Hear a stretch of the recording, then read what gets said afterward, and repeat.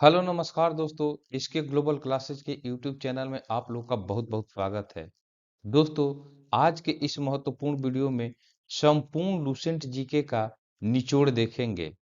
यह 500 महत्वपूर्ण प्रश्नों का पार्ट वन है। दोस्तों, इस वीडियो में हम लोग 500 महत्वपूर्ण प्रश्नों वाली सीरीज का पार्ट वन देखेंगे, जिसमें से आज हम लोग महत्वपूर्ण 200 प्रश्नों को हम लोग शानदार तरीके से डिस्कस करेंगे। और आज के इस वीडियो में कौन कौन सब्जेक्ट से प्रश्न आने वाले हैं, तो दोस्तों इतिहास से, भूगोल से, राज व्यवस्था से, अर्थव्यवस्था, भौतिकी, रसायन, जीव विज्ञान, अन्य यानी कि विविध से। तो दोस्तों आज का यह वीडियो जो है आप लोग के लिए बहुत ही महत्वपूर्ण होने वाला है। और आने वाली सभी परीक्षाओं, आगामी परीक्षाओं जैसे SSC GD, SSC CGL, SSC CHSL, Bihar police constable, UP police constable, Bihar police दरोगा मेंस, यूपी पुलिस दरोगा PT, BSSC inter level exam, Bihar civil code, BPSC, UPPSC, all state exam और ऑल सेंट्रल एग्जाम, इन सभी एग्जाम के लिए दोस्तों यह video जो है बहुत ही महत्वपूर्ण होने वाला है। तो आप लोग वीडियो के अंत तक बने रहिएगा। और दोस्तों, अगर आप हमारे चैनल पर नए हैं तो चैनल को जरूर सब्सक्राइब कर लीजिएगा। तो चलिए आज की वीडियो की शुरुआत हम लोग करते हैं। तो देखिए, पहला प्रश्न है आप लोगों को कि हड़प्पा की खोज का श्रेय किसे दिया जाता है। तो दोस्तों हड़प्पा की खोज का श्रेय जो है ये राय बहादुर दयाराम साहनी को दिया जाता है। दूसरा प्रश्न है आप लोगों को कि किसके सिक्के पर बीड़ा बजाते हुए चित्र अंकित किया गया है। किसके सिक्के पर? तो दोस्तों किसके सिक्के पर बीड़ा बजाते हुए चित्र अंकित किया गया है, तो ये समुद्रगुप्त इसका सही जवाब हो जाएगा। ये वन लाइनर फॉर्म में दोस्तों आप लोग को एकदम लगातार आप लोग को कम समय में सबसे ज्यादा जानकारी इस वीडियो से प्राप्त होगा। तो आप लोग बने रहिए बस। तो नेक्स्ट प्रश्न देखिए कि भारत में किस राजवंश के शासकों ने सबसे अधिक सोने के सिक्के जारी किए थे? गुप्त वंश के शासकों ने। नेक्स्ट प्रश्न देखिए कि गुप्त शासकों द्वारा जारी किए गए चांदी के सिक्के कहलाते थे। ये क्या कहलाते थे दोस्तों? तो रूपक कहलाते थे। नेक्स्ट प्रश्न को देखेंगे हम लोग। तो नेक्स्ट प्रश्न है आप लोगों को कि आग का आविष्कार किस काल में हुआ।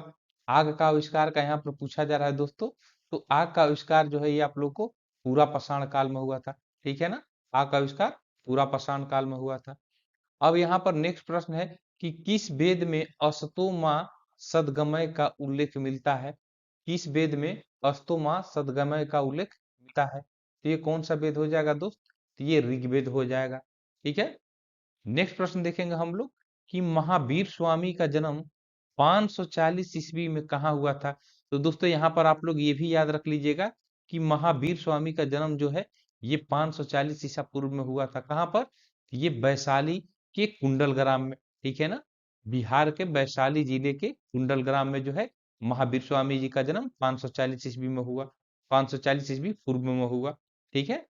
चलिए नेक्स्ट प्रश्न को देखेंगे कि बौद्ध धर्म का त्रिरत्न किसे माना जाता है।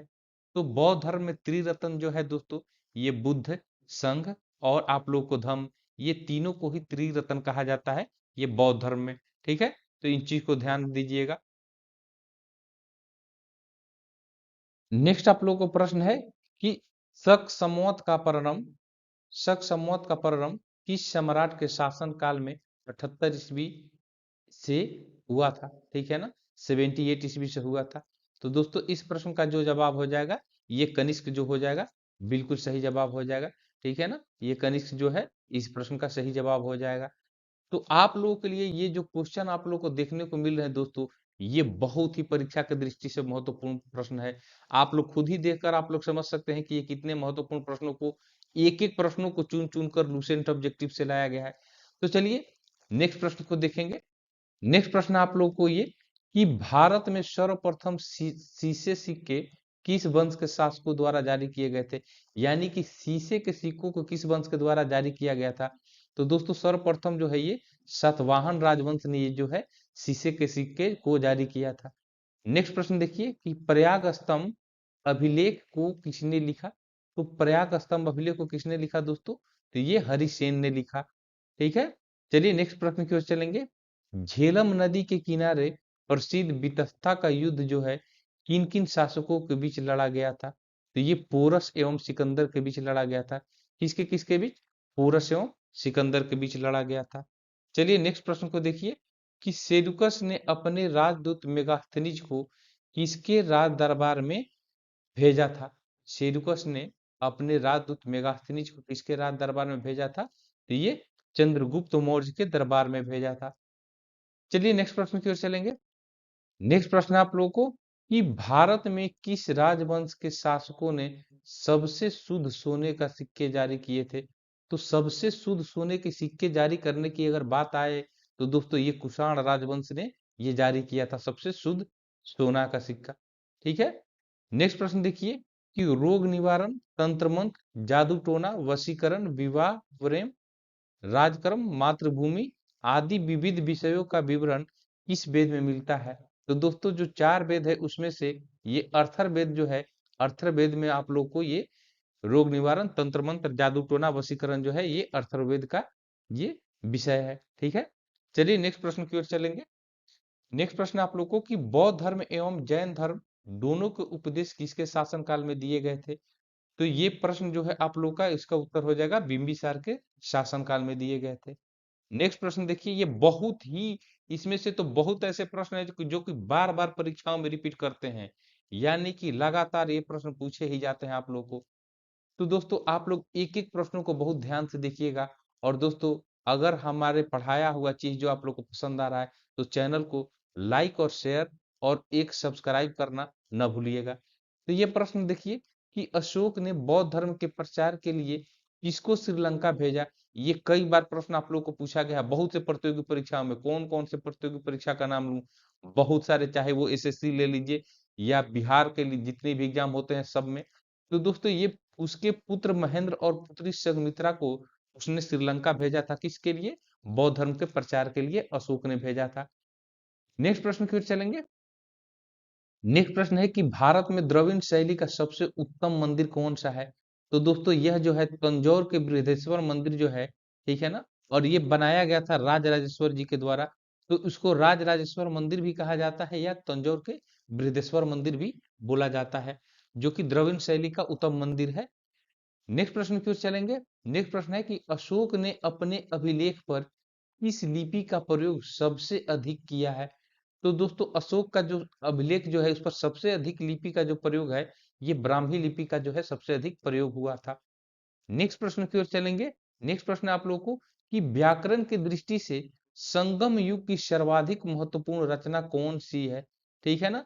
तो संगम युग की सर्वाधिक महत्वपूर्ण रचना की बात की जा रही है यहाँ पर, तो ये हो जाएगा तोल्काप्पियम जो हो जाएगा ये आप लोगों का ये व्याकरण की संगम युग की सर्वाधिक महत्वपूर्ण रचना है।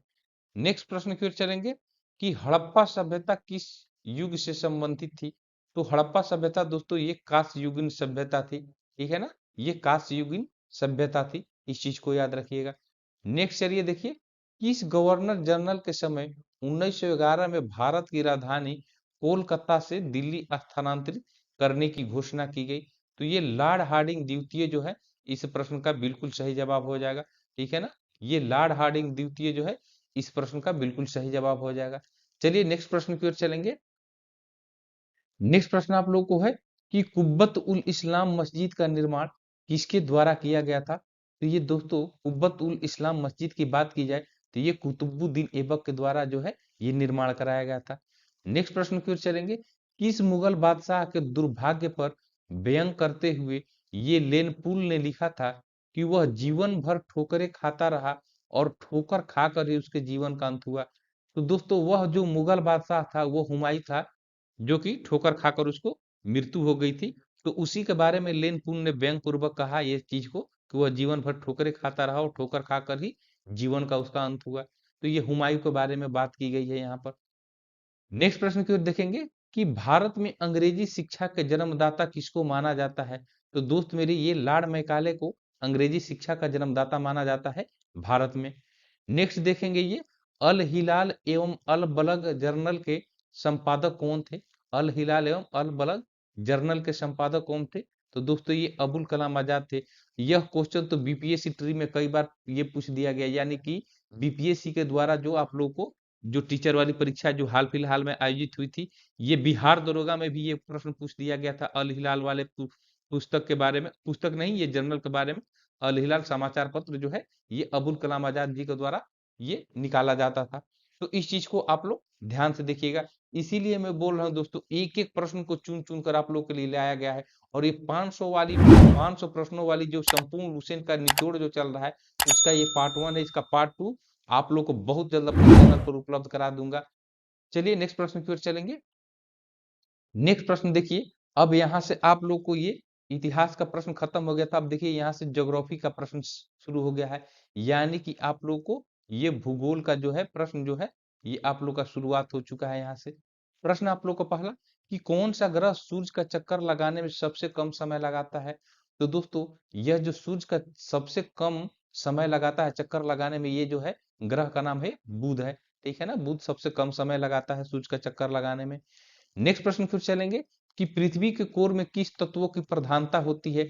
तो पृथ्वी का जो कोर होता है दोस्तों, ये बहुत बार प्रश्न पूछा जाता है। लोहा एवं निकेल की प्रधानता होती है पृथ्वी के कोर में। नेक्स्ट प्रश्न की ओर चलिए, धरातल पर 1 डिग्री अक्षांश की दूरी किसके बराबर होती है। तो 1 डिग्री अक्षांश की बात की जाए तो दोस्तों ये 111 किलोमीटर के बराबर होती है 1 डिग्री अक्षांश की दूरी। नेक्स्ट प्रश्न की ओर चलेंगे। नेक्स्ट प्रश्न आप लोगों को कि किस स्थान का प्रमाणिक समय एवं स्थानीय समय लगभग एक ही समान है। तो आप लोग को यह जो प्रश्न का जो उत्तर हो जाएगा ये नैनी, जो कि आप लोग को दोस्तों यह इलाहाबाद के पास में एक जगह है नैनी। ठीक है ना, उसका प्रमाणिक समय एवं स्थानीय समय दोनों एक ही समान है, इस चीज को याद रखिएगा। चलिए नेक्स्ट प्रश्न की ओर। नेक्स्ट प्रश्न है आप लोग को कि स्थल मंडल के कुल क्षेत्रफल के कितने प्रतिशत भाग पर पर्वतों का विस्तार पाया गया है। तो दोस्त मेरे इस प्रश्न का जो उत्तर है ये आप लोग को 26% यानी कि 26% जो है आप लोगों को ये पर्वतों का विस्तार जो है स्थल मंडल के कुल क्षेत्रफल पर है 26%। नेक्स्ट प्रश्न की ओर चलेंगे। नेक्स्ट प्रश्न है देखिए कि वे नियमित हवाएं जो गरजता चालीसा, प्रचंड पचासा एवं चीखता साठा के उपनाम से जानी जाती है, किस प्रकार की हवाएं हैं। तो दोस्तों ये जो हवाएं हैं उसको पछुआ पवन कहते हैं। ठीक है ना, ये पछुआ पवन जो है उसी का उपनाम है। गरजता चालीसा, प्रचंड पचासा, चीखता साठा, ये जो है उपनाम है। नेक्स्ट प्रश्न की ओर चलेंगे। नेक्स्ट प्रश्न आप लोगों के लिए, किस वायुमंडलीय परत को मौसमी परिवर्तन की छत के नाम से जाना जाता है। इसको दूसरे तरीका से भी पूछ लिया जाता है कि वायुमंडलीय कौन सा वायुमंडल का ये मंडल जो है जिसमें मौसमी घटनाएं सबसे अधिक होती है, या कौन सी वायुमंडलीय परत में मौसमी घटनाएं सबसे अधिक होती है। तो दोस्तों ये जो हो जाएगा क्षोभ मंडल जो हो जाएगा, इस प्रश्न का बिल्कुल सही जवाब हो जाएगा। नेक्स्ट प्रश्न की ओर चलिए, किस जलधारा को हमबोल्ट की जलधारा के नाम से भी जाना जाता है। तो हमबोल्ट की जलधारा जो है दोस्तों, पेरू की जलधारा को ही हमबोल्ट की जलधारा के नाम से जाना जाता है। नेक्स्ट प्रश्न देखिए कि कौन जल संधि भारत एवं श्रीलंका को अलग करती है। तो दोस्तों यह जो है पाक जल संधि जो है भारत और श्रीलंका को अलग करती है। नेक्स्ट प्रश्न की ओर चलेंगे। नेक्स्ट प्रश्न आप लोगों को कि बाव अल मंडव जल संधि किन दो सागरों को जोड़ती है। ये बाव अल मंडव जल संधि किन दो सागरों को जोड़ती है। तो दोस्तों यह प्रश्न का जवाब हो जाएगा ये लाल सागर एवं अरब सागर को ये जोड़ता है। जल संधि जो है ये लाल सागर एवं अरब सागर को जोड़ता है। तो दोस्तों आप लोग के प्रश्नों का लेवल देखकर ही आप लोग को पता चल गया होगा ये प्रश्न आप लोग के परीक्षाओं के लिए कितने महत्वपूर्ण है और कितने ये पूछे जाते हैं प्रश्न और कितना ये महत्वपूर्ण प्रश्न है। तो दोस्तों इसको आप लोग के लिए बनाने में काफी मेहनत मशक्कत करना पड़ता है, इसलिए थोड़ा सा वीडियो बनाने में आप लोग को देर हो जाता है। लेकिन अब लगातार आप लोग को ये ऐसी सीरीज जो है आपको हमारे चैनल पर मिलते रहेगी, चाहे वो करंट अफेयर का हो, जीके जीएस हो, और बाकी आप लोग को मैथ रीजनिंग की क्लासेज भी मिलते रहेगी। तो आप लोग वीडियो के अंत तक इसमें बने रहिएगा। और फिर मैं कह रहा हूं कि अगर चैनल पर नए हैं तो चैनल को जरूर सब्सक्राइब कर लीजिए, क्योंकि यहाँ पर सबसे आप लोगों को टॉप लेवल के कंटेंट आपको यहाँ पर मिलता है। चलिए नेक्स्ट प्रश्न की ओर चलेंगे। नेक्स्ट प्रश्न देखिए यहाँ पर है कि बांग्लादेश में किस नदी को पद्मा के नाम से पुकारा जाता है। तो दोस्तों ये गंगा नदी जो है, गंगा नदी को ये बांग्लादेश में पद्मा के नाम से पुकारा जाता है। नेक्स्ट प्रश्न देखेंगे कि मानचित्र पर बनाई गई वे रेखाएं जो समुद्र से बराबर ऊंचाई वाले स्थानों को मिलाते हैं क्या कहलाती है। तो मानचित्र पर बनाई गई वह रेखा कौन है दोस्तों, जो समुद्र से बराबर ऊंचाई वाले स्थानों को मिलाती है, तो वो जो होता है ये कंटूर रेखा कहलाता है। नेक्स्ट प्रश्न देखिए कि उष्णकटिबंधीय मरुभूमियों में मिलने वाली बबूल, कैक्टस आदि वनस्पतियों को क्या कहा जाता है? ये उष्णकटिबंधीय मरुभूमियों में मिलने वाली ये बबूल, कैक्टस आदि वनस्पतियों को क्या कहा जाता है? तो दोस्तों इसको जीरोफाइट कहा जाता है। क्या कहा जाता है? जीरोफाइट कहा जाता है। नेक्स्ट देखिए, नेक्स्ट आप लोगों को है कि मलेरिया की दवा कुनैन जो है किस वृक्ष से प्राप्त की जाती है? तो दोस्तों मलेरिया की जो दवा कुनैन जो है ये सिनकोना से मिलती है। सिनकोना की छाल से ये बनाई जाती है। तो इस चीज को आप लोग याद रखिएगा। चलिए नेक्स्ट प्रश्न की ओर चलेंगे। भारत का राष्ट्रीय जल मार्ग वन जोड़ता है।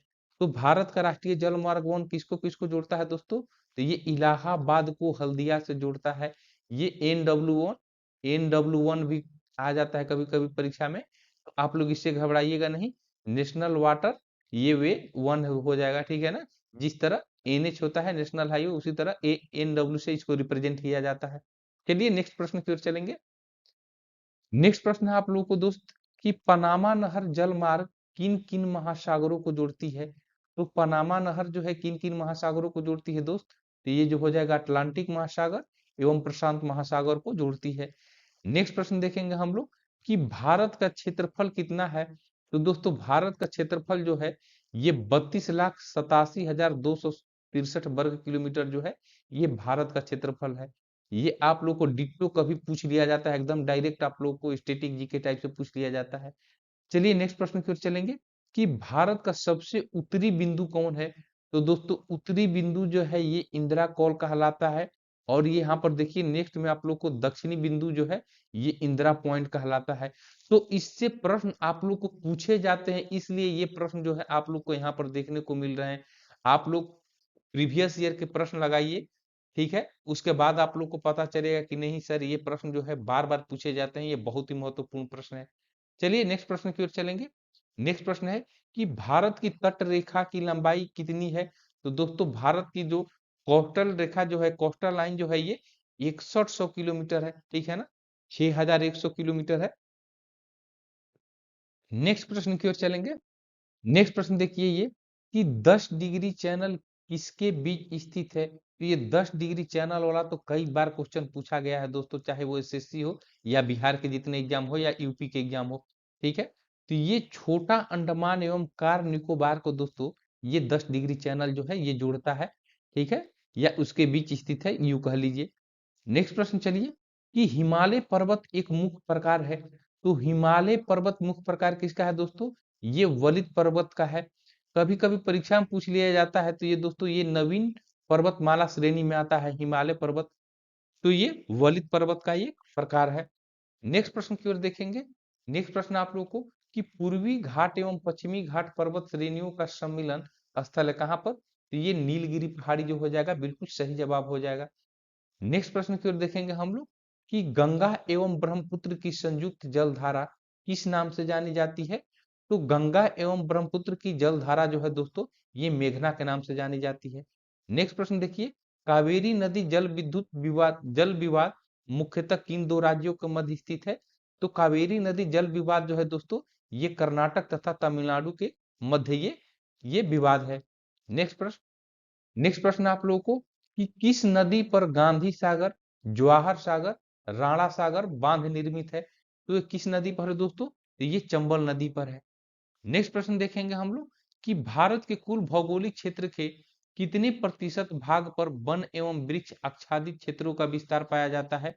तो ये जो हो जाएगा आप लोग को 23.68% यानी कि 23.68% ये आप लोगों को ये विस्तार पाया जाता है। नेक्स्ट देख लीजिए कि सिमलीपाल वन्य जीव अभयारण्य किस राज्य में स्थित है? तो ये हो जाएगा उड़ीसा में। नेक्स्ट देख लीजिए आप लोग को कि नवीन जलोढ़ मिट्टी को अन्य किस नाम से जाना जाता है? तो नवीन जलोढ़ मिट्टी जो है दोस्तों उसको खादर के नाम से जाना जाता है। नेक्स्ट प्रश्न की ओर चलेंगे। नेक्स्ट प्रश्न देखिए, अब यहाँ से आप लोग को भारतीय राज्य व्यवस्था से यानी कि इंडियन पॉलिटी से आप लोग को क्वेश्चन जो है स्टार्ट हो गया है, ठीक है ना। ये पॉलिटी से क्वेश्चन यानी कि भारतीय राज्य व्यवस्था से ये प्रश्न यहाँ पर स्टार्ट हो गया है। प्रश्न देखिए पहला है कि कैबिनेट मिशन योजना के अनुसार संविधान सभा में कुल कितने सदस्य होने थे? तो दोस्तों ये जो हो जाएगा 389 हो जाएगा। नेक्स्ट प्रश्न देखिए कि संविधान सभा के उद्घाटन अधिवेशन की अध्यक्षता किसने की थी? तो ये की थी किसने? तो सच्चिदानंद सिन्हा जी ने की थी। और ये अस्थाई अध्यक्ष थे, ठीक है। लेकिन अस्थाई अध्यक्ष की अगर बात किया जाए तो वो डॉक्टर राजेंद्र प्रसाद जी हो जाएंगे, इसको भी ध्यान रखिएगा। नेक्स्ट देखिए यहाँ पर है कि भारतीय संविधान सभा की प्रारूप समिति के अध्यक्ष कौन थे? तो इसके प्रारूप समिति के अध्यक्ष जो थे ये doctor B are Ambedkar ji जो थे ये थे। नेक्स्ट प्रश्न देखिए कि भारतीय संविधान पर सबसे अधिक प्रभाव पड़ा किसका? तो दोस्तों भारतीय संविधान पर जो सबसे अधिक प्रभाव पड़ा ये जो हो जाएगा आपका भारत सरकार अधिनियम 1935 का जो हो जाएगा बिल्कुल सही जवाब हो जाएगा। नेक्स्ट प्रश्न की ओर चलेंगे हम लोग। नेक्स्ट प्रश्न देखिए यहाँ पर है कि भारतीय संविधान की कौन सी विशेष व्यवस्था इंग्लैंड से ली गई है? भारतीय संविधान की कौन सी विशेष व्यवस्था इंग्लैंड से ली गई है? तो दोस्तों ये संसदीय प्रणाली जो है इंग्लैंड से ली गई है। ये देखिए प्रश्न नेक्स्ट है कि भारतीय संविधान का कौन सा लक्षण आयरिश संविधान से अनुप्रेरित है या कह लिया जाए कि आयरलैंड के संविधान से लिया गया है? तो दोस्तों यह जो हो जाएगा नीति निर्देशक सिद्धांत जो हो जाएगा ये आयरलैंड के संविधान से लिया गया है या आयरिश संविधान से ये अनुप्रेरित है। तो इस चीज को याद रखिएगा। नेक्स्ट प्रश्न है कि भारत की संघीय व्यवस्था किस देश की संघीय व्यवस्था से अधिक समानता रखती है? तो दोस्तों ये हो जाएगा कनाडा से हो जाएगा, ठीक है ना, ये कनाडा से हो जाएगा। नेक्स्ट प्रश्न देखिए कि भारतीय संविधान में समवर्ती सूची की प्रेरणा कहाँ से ली गई है? तो ये ऑस्ट्रेलिया से ली गई है। और ये जितने चारों प्रश्न बताए हैं दोस्तों ये आप लोगों को बहुत बार का रिपीटेड प्रश्न है, आप लोग खुद ही समझ सकते हैं इस प्रश्नों को। चलिए नेक्स्ट प्रश्न की ओर चलेंगे। नेक्स्ट प्रश्न आप लोग को कि किसकी प्रेरणा पर भारतीय संविधान के अंतर्गत संघ और राज्यों के बीच शक्तियों का विभाजन आधारित है?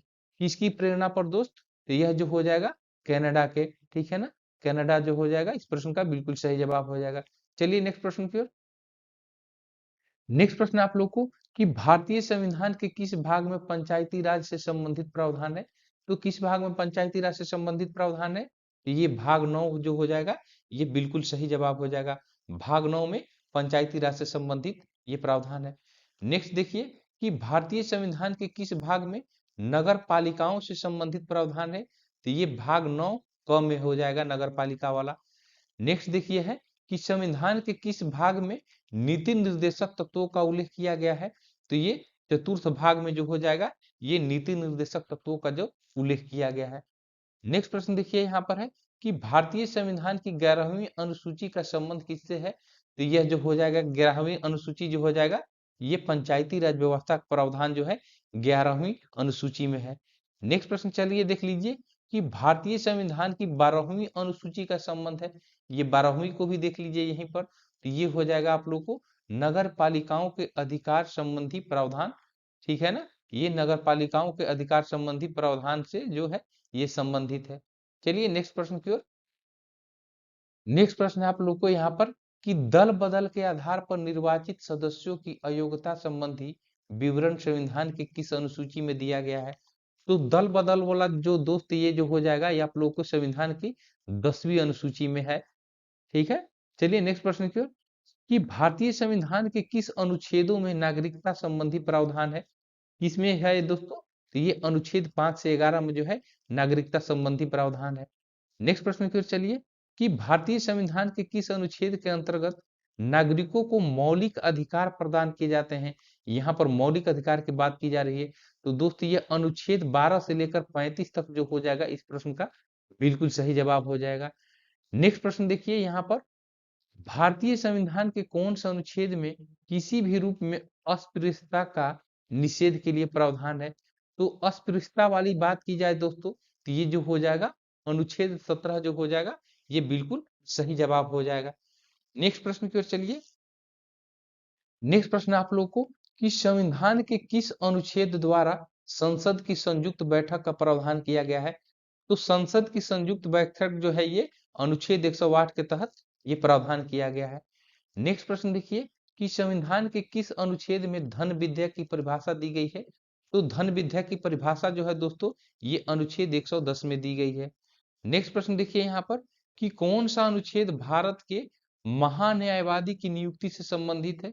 तो दोस्तों ये अनुच्छेद 76 यानी कि 76 जो हो जाएगा ये भारत के महान्यायवादी से की नियुक्ति से ये संबंधित है। नेक्स्ट प्रश्न देखिए कि किस अनुच्छेद में संसद को संविधान संशोधन का अधिकार दिया गया है? तो ये अनुच्छेद हो जाएगा अनुच्छेद 368 यानी कि 368 में। नेक्स्ट प्रश्न की ओर देखिए। नेक्स्ट प्रश्न आप लोग को कि भारत के संविधान के किस अनुच्छेद में मौलिक कर्तव्य की चर्चा की गई है? तो मौलिक कर्तव्य की अगर बात की जाए दोस्तों, तो ये अनुच्छेद 51 ए में हो जाएगा। नेक्स्ट यहाँ पर प्रश्न देखिए कि राज्य के नीति निर्देशक तत्व एक ऐसा चेक है जो बैंक की सुविधा अनुसार अदा की जाएगी, ये कथन किसका है? तो आप लोग बताइए इसका। तो ये केटी शाह जो हो जाएगा, बिल्कुल सही जवाब हो जाएगा। नेक्स्ट देखिए कि संसद के किसी सदस्य की सदस्यता तब समाप्त समझी जाती है यदि वह बिना सदन को सूचित किए अनुपस्थित रहता है। यानी कि अगर कोई सांसद जो है 60 दिन तक बिना किसी सूचना का अनुपस्थित रहता है सदन में, तो उसकी सदस्यता जो है वो समाप्त समझी जाती है। नेक्स्ट प्रश्न देखिए कि राष्ट्रपति के निर्वाचन के लिए गठित निर्वाचक मंडल में सम्मिलित होता है, क्या क्या होता है दोस्तों? तो ये संसद के दोनों सदनों के निर्वाचित एवं विधानसभा के निर्वाचित सदस्य, ठीक है ना। संसद के दोनों सदनों के निर्वाचित एवं विधानसभा के निर्वाचित सदस्य जो है राष्ट्रपति के निर्वाचन के निर्वाचक मंडल में सम्मिलित होते हैं। चलिए नेक्स्ट।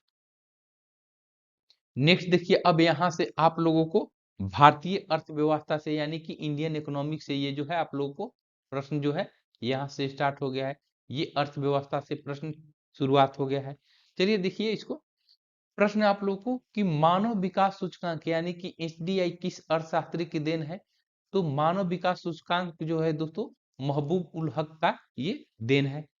नेक्स्ट देखिए है आप लोग क्वेश्चन, द्वितीय पंचवर्षीय योजना अवधि में स्थापित 3 लौह इस्पात संयंत्र कौन कौन थे? तो ये 3 लौह इस्पात संयंत्र दोस्तों ये थे दुर्गापुर, भिलाई, राउरकेला लौह इस्पात संयंत्र जो थे ये तीनों जो थे द्वितीय पंचवर्षीय योजना में बनाए गए थे।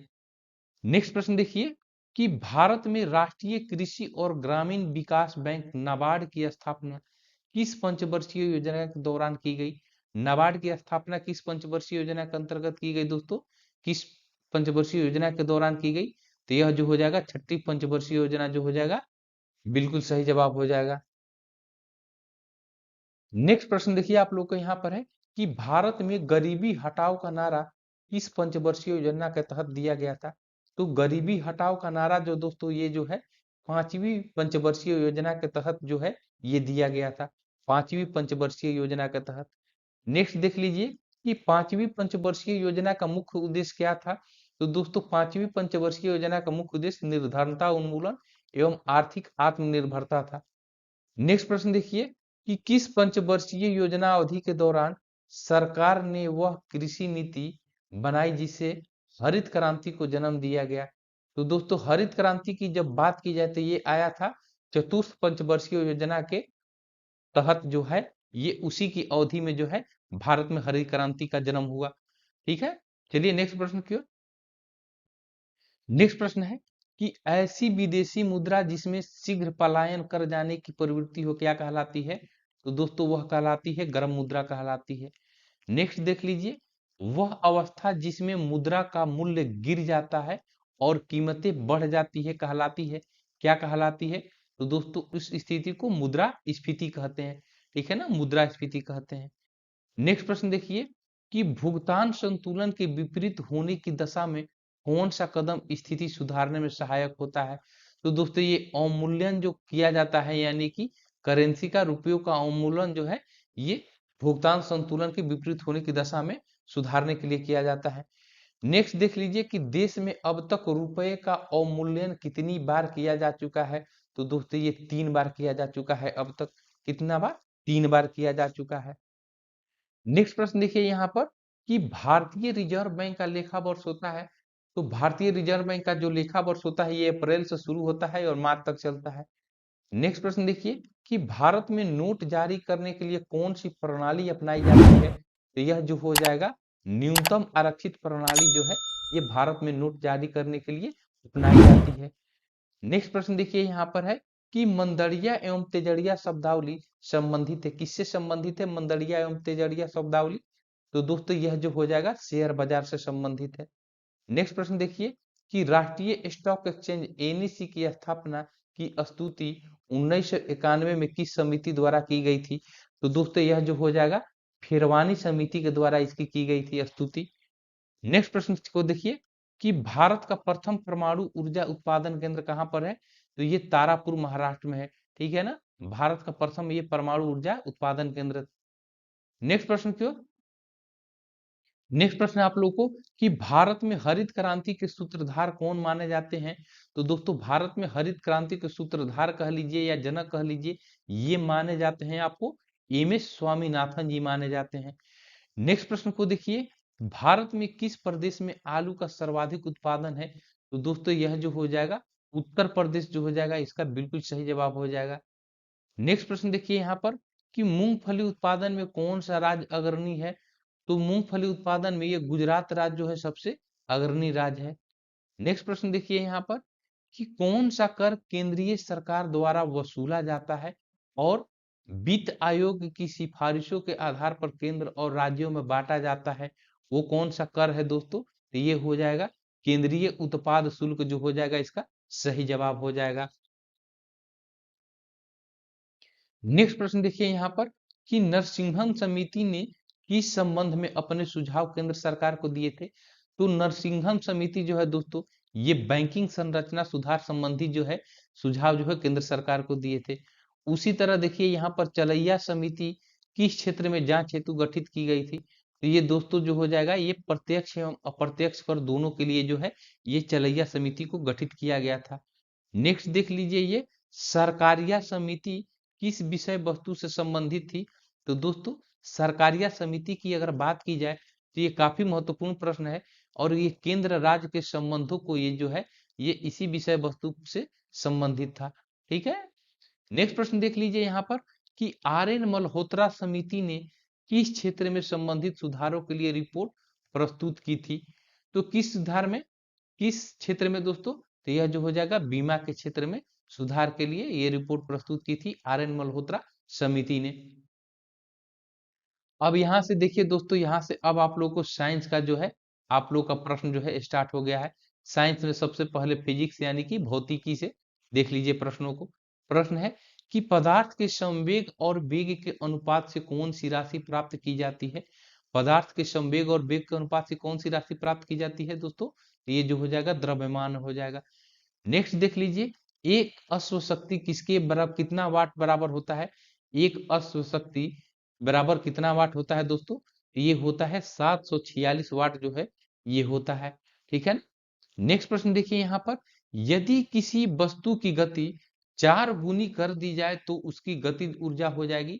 तो दोस्तों अगर गतिज ऊर्जा 4 गुनी की जाएगी तो यह जो हो जाएगा, सॉरी ये गति 4 गुनी की जाए तो इसकी गतिज ऊर्जा जो है ये 16 गुनी हो जाएगी, ठीक है ना, ये 16 गुनी हो जाएगी।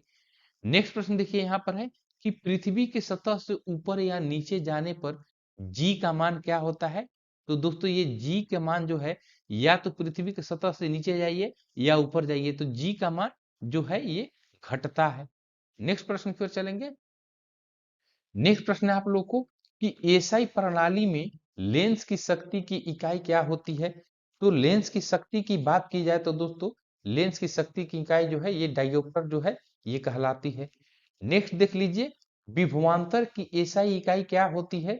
तो विभवांतर की एसआई इकाई जो दोस्त ये है वोल्ट या वाट या एम्पियर जो है ये विभवांतर की एसआई इकाई होती है।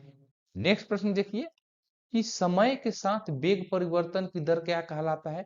अगर समय के साथ वेग में परिवर्तन हो रहा था दोस्तों उसको त्वरण कहा जाता है, ठीक है ना, उसको त्वरण कहा जाता है।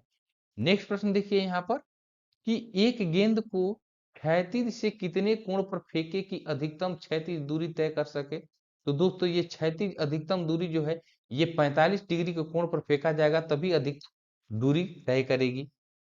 नेक्स्ट प्रश्न देखिए यहाँ पर कि घूर्णन करती एक गोल मेज पर अचानक एक लड़का आकर बैठ जाता है तो मेज के कोणीय वेग पर क्या प्रभाव पड़ेगा? तो मेज के कोणीय वेग पर क्या प्रभाव पड़ेगा दोस्त? तो यह जो हो जाएगा ये उसका कोणीय प्रभाव जो है ये कम हो जाएगा, ठीक है ना, ये क्या हो जाएगा ये कम हो जाएगा। तो इसको आप लोग को ध्यान देना है। नेक्स्ट चलिए, नेक्स्ट आप लोग को है कि पृथ्वी के लिए पलायन वेग का मान कितना होता है। पृथ्वी के लिए पलायन वेग का मान कितना होता है दोस्तों? तो ये जो होता है 11.2 किलोमीटर पर सेकंड जो है, ये पलायन वेग का मान होता है पृथ्वी के लिए। अब उसी तरह देख लीजिए, सूर्य के लिए पलायन वेग का मान पूछा जा रहा है। तो सूर्य के लिए ये पलायन वेग का बात की जाए तो ये 42 किलोमीटर पर ये सेकंड जो हो जाएगा, ये सूर्य का पलायन वेग हो जाएगा। नेक्स्ट देखिए यहाँ पर कि चंद्रमा के लिए पलायन वेग का मान कितना होता है। तो ये जो होता है 2.37 किलोमीटर पर सेकंड जो है, ये चंद्रमा का पलायन वेग हो गया। तो तीनों का पलायन वेग, सूर्य, पृथ्वी और चंद्रमा का, आप लोग के समक्ष में ला दिया हूं। नेक्स्ट चलिए देखिए कि यांत्रिक ऊर्जा को ध्वनिक ऊर्जा में कौन सा यंत्र रूपांतरित करता है। तो दोस्तों इस प्रश्न का उत्तर सितार जो हो जाएगा, बिल्कुल सही जवाब हो जाएगा। नेक्स्ट प्रश्न देखिए यहाँ पर कि भू स्थिर उपग्रह की पृथ्वी से ऊंचाई होती है। भू स्थिर उपग्रह जो होती है उसकी पृथ्वी से ऊंचाई कितनी होती है। तो यह जो हो जाएगा 36,000 किलोमीटर जो हो जाएगा, बिल्कुल सही जवाब हो जाएगा। नेक्स्ट प्रश्न देखिए यहाँ पर कि दूध का घनत्व किस उपकरण के द्वारा मापा जाता है। तो दूध का उपकरण जो है दोस्तों, ये लैक्टोमीटर के द्वारा मापा जाता है। किसके द्वारा? लैक्टोमीटर के द्वारा। चलिए नेक्स्ट प्रश्न।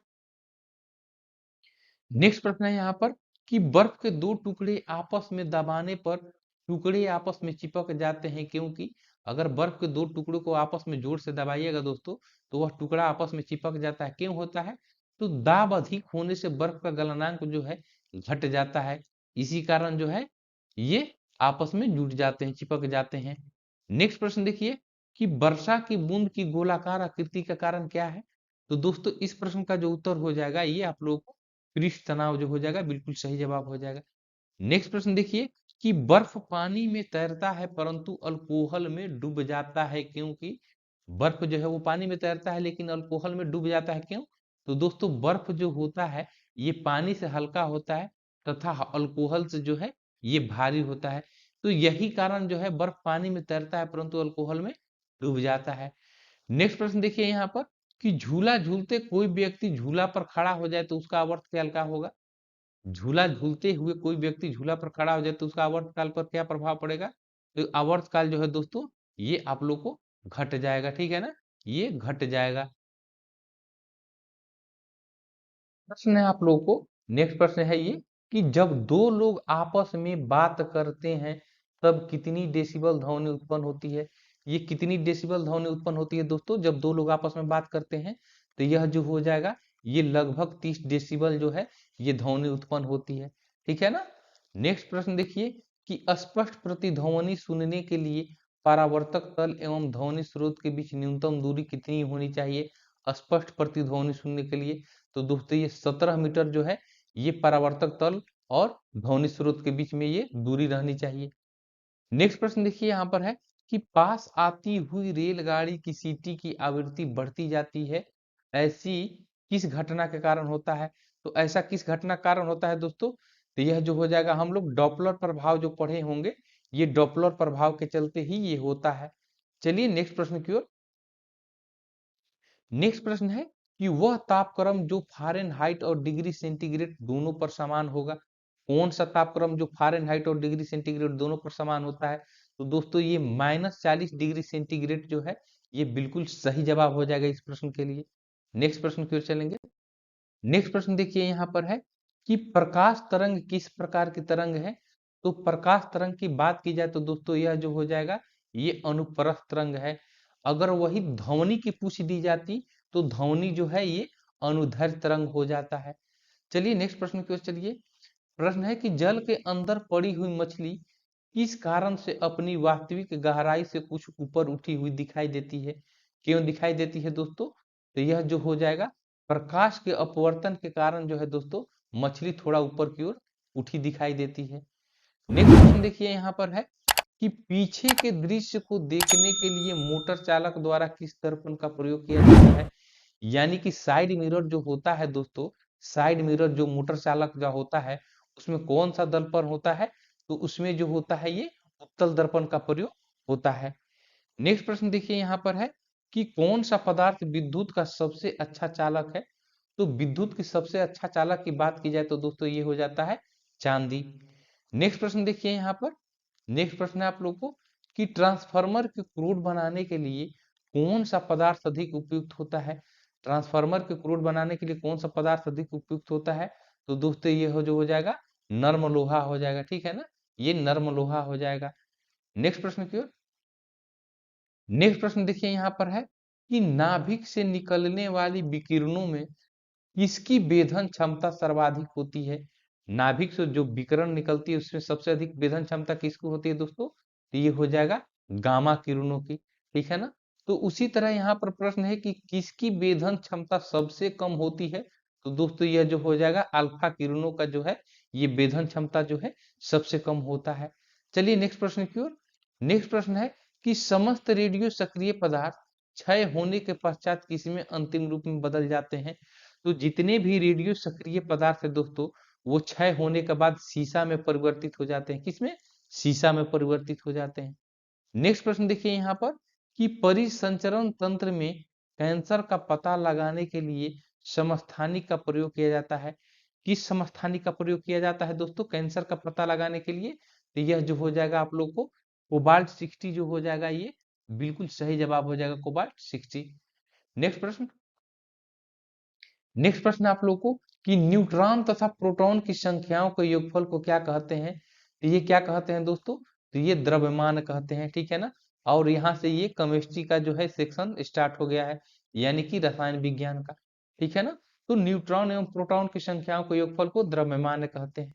नेक्स्ट प्रश्न देखिए कि वे तत्व जिनके परमाणु भार तो एक ही किंतु परमाणु क्रमांक अलग अलग होते हैं, यानी भिन्न भिन्न होते हैं, क्या कहलाते हैं? तो दोस्तों जब परमाणु भार एक ही होगा और परमाणु क्रमांक भिन्न भिन्न होगा तो दोस्तों वह जो हो जाएगा समभारी कहलाता है। क्या कहलाता है? समभारी कहलाता है। नेक्स्ट देखिए यहाँ पर कि इलेक्ट्रॉन त्यागने की प्रवृत्ति कहलाती है। तो इलेक्ट्रॉन त्यागने की प्रवृत्ति जो है दोस्तों ये ऑक्सीकरण कहलाती है। उसी तरह देखिए यहाँ पर इलेक्ट्रॉन ग्रहण करने की प्रवृत्ति क्या कहलाती है? तो दोस्त मेरे यह जो हो जाएगा अवकरण कहलाती है, इलेक्ट्रॉन ग्रहण करने की प्रवृत्ति। चलिए नेक्स्ट प्रश्न।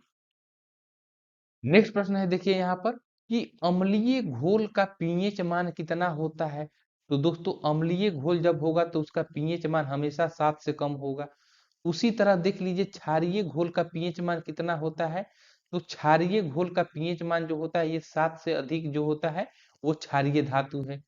उसी तरह देख लीजिए यहाँ पर प्रश्न है कि उदासीन घोल का पीएच मान कितना होता है? तो दोस्तों उदासीन घोल का जो पीएच मान होता है ये 7 होता है, ठीक है ना। उदासीन घोल का पीएच मान 7 होता है। नेक्स्ट प्रश्न देखिए यहाँ पर कि कास्टिक सोडा का रासायनिक नाम है। कास्टिक सोडा का रासायनिक नाम क्या हो जाएगा दोस्त मेरे? ये हो जाएगा सोडियम हाइड्रोक्साइड हो जाएगा, ठीक है ना। ये कास्टिक सोडा का रासायनिक नाम हो जाएगा। नेक्स्ट प्रश्न देखिए यहाँ पर कि वाशिंग सोडा का रासायनिक नाम क्या है? वाशिंग सोडा का तो ये हो जाएगा आप लोग को सोडियम कार्बोनेट हो जाएगा वाशिंग सोडा का रासायनिक नाम। चलिए नेक्स्ट प्रश्न की ओर। नेक्स्ट प्रश्न है यहाँ पर कि निश्चित ताप पर किसी गैस के दिए हुए द्रव्यमान का दाब उसके आयतन के प्रतिलोमानुपाती होता है, ये नियम किसका है? तो दोस्तों यह जो नियम हो जाएगा ये बॉयल्स का नियम है, ठीक है ना, ये बॉयल्स लॉ है। चलिए नेक्स्ट प्रश्न देखिए कि एनटीपी पर किसी गैस के 1 मोल का आयतन होता है कितना? तो एनटीपी पर जो 1 मोल का आयतन जो होता है किसी गैस का जो होता है ये 22.4 लीटर जो होता है ये होता है, ठीक है ना, 1 मोल का आयतन। चलिए नेक्स्ट प्रश्न। नेक्स्ट प्रश्न है आप लोगों को कि लौह धातु पर जिंक धातु की परत बैठाने की क्रिया क्या कहलाती है? लोहे की धातु पर जिंक का जो धातु का परत बैठाना जो होता है दोस्तों यह कहलाता है गैल्वेनीकरण कहलाता है, ठीक है ना, ये गैल्वेनीकरण कहलाता है। तो दोस्तों अभी तक आपको देखकर लग गया होगा कि कितने महत्वपूर्ण प्रश्नों को डिस्कस आज किया जा रहा है और ऐसे ही लगातार क्लासेज आप लोग के लिए हमारे चैनल पर आते रहेगी। तो आप लोग दोस्त अगर अभी तक सब्सक्राइब नहीं किए हैं चैनल को तो आप लोग सब्सक्राइब कर लीजिए। चलिए नेक्स्ट प्रश्न की ओर चलेंगे। नेक्स्ट प्रश्न आप लोग को उत्प्रेरक ऐसा पदार्थ है जो रासायनिक अभिक्रिया के वेग को क्या कर देता है?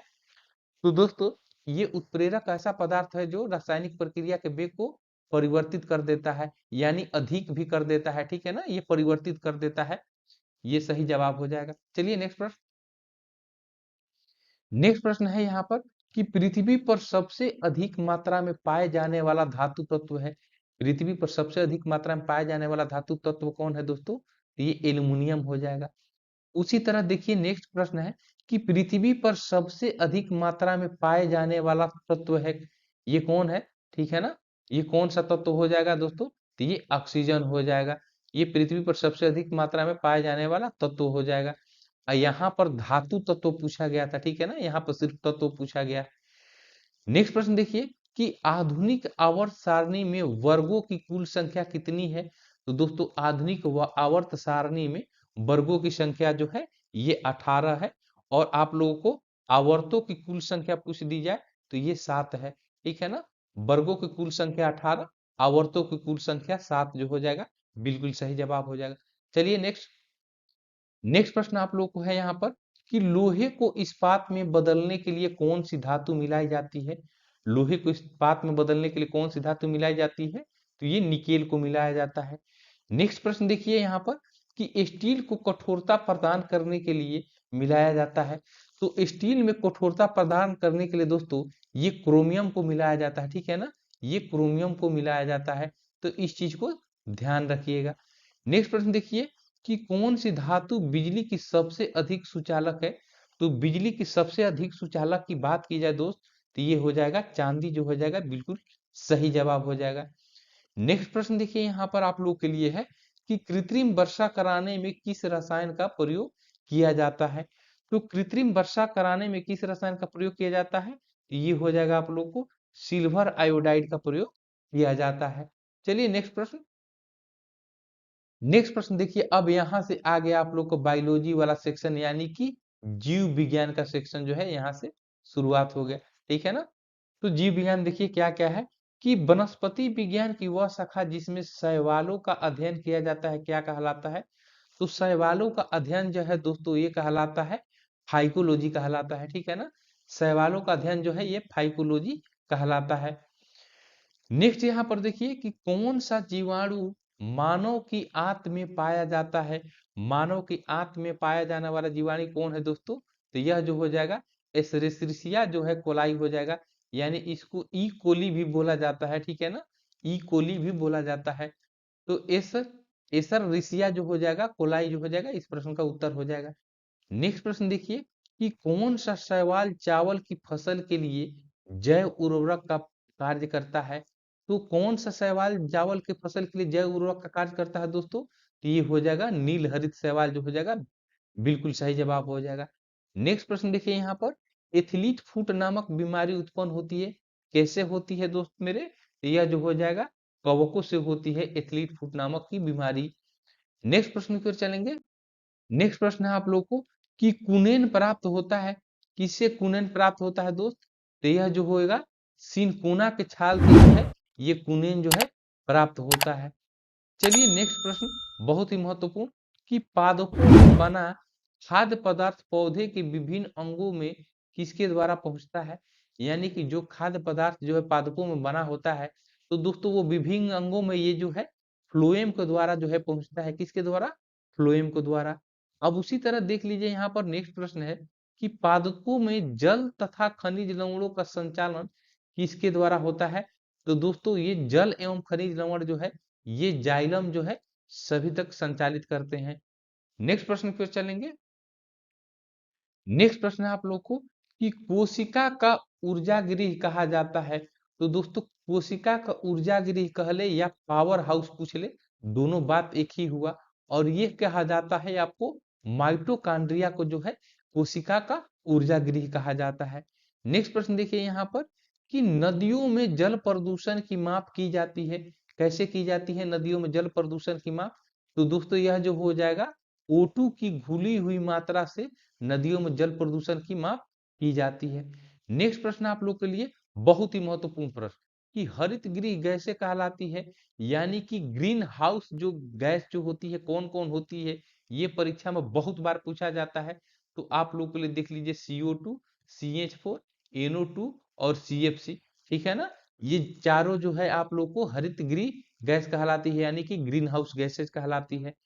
नेक्स्ट प्रश्न देखिए यहाँ पर कि किसकी उपस्थिति के कारण किसी पादप कोशिका और पशु कोशिका में अंतर पाया जाता है? किसकी उपस्थिति के कारण दोस्तों पादप कोशिका और पशु कोशिका का अंतर जो होता है? तो दोस्तों यह जो होता है, ये कोशिका भित्ति जो हो जाएगा, आप लोग को कोशिका भित्ति जो हो जाएगा, बिल्कुल सही जवाब हो जाएगा इस प्रश्न के लिए। चलिए नेक्स्ट प्रश्न की ओर। नेक्स्ट प्रश्न आप लोगों को कि लेक्राइमल ग्रंथियां स्त्रावित करती है, क्या स्त्रावित करती है लेक्राइमल ग्रंथियां? तो दोस्तों ये आंसू जो है स्त्रावित करती है। नेक्स्ट प्रश्न देखिए यहाँ पर कि शरीर के एक भाग से दूसरे भाग में संवेदना का चालन किसके द्वारा होता है? तो संवेदना का चालन जो हो जाएगा दोस्तों, ये तंत्रिका ऊतक के द्वारा होता है, ठीक है ना, ये तंत्रिका ऊतक के द्वारा होता है। नेक्स्ट प्रश्न देखिए यहाँ पर कि डीएनए का डबल हेलिक्स मॉडल किसने दिया था? तो डबल हेलिक्स मॉडल की बात की जाए तो दोस्तों ये वाटसन एवं क्रिक ने जो है डीएनए का डबल हेलिक्स का मॉडल दिया था। नेक्स्ट प्रश्न देखिए यहाँ पर कि बच्चों के लिंग निर्धारण के लिए उत्तरदायी क्रोमोसोम कौन सा है? बच्चों के लिंग निर्धारण कैसे होती है दोस्तों? तो यह जो होता है ये पिता पर निर्भर करता है, ठीक है ना, ये पिता पर निर्भर करता है। नेक्स्ट प्रश्न देखिए कि मानव शरीर में आरबीसी कितने दिनों तक जीवित रहती है? यहाँ पर आरबीसी की बात की जा रही है। तो आरबीसी दोस्तों ये 120 दिनों तक जो है, ये 120 दिनों तक ये आप लोगों को ये 120 दिनों तक जीवित रहती है। चलिए नेक्स्ट प्रश्न। नेक्स्ट प्रश्न यहाँ पर है कि मानव शरीर के किस अंग की हड्डी सबसे लंबी होती है? ठीक है ना, मानव शरीर की किस अंग की हड्डी सबसे लंबी होती है?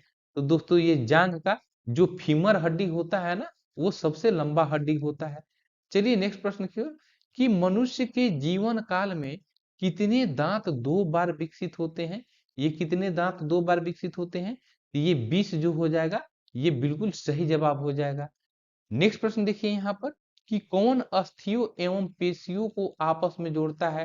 तो अस्थियों एवं पेशियों को आपस में जोड़ने का काम जो होता है ये टेंडन का होता है, ठीक है ना, ये टेंडन का होता है। नेक्स्ट प्रश्न देखिए यहाँ पर कि मानव शरीर में पाचन का अधिकांश भाग किस अंग में संपन्न होता है?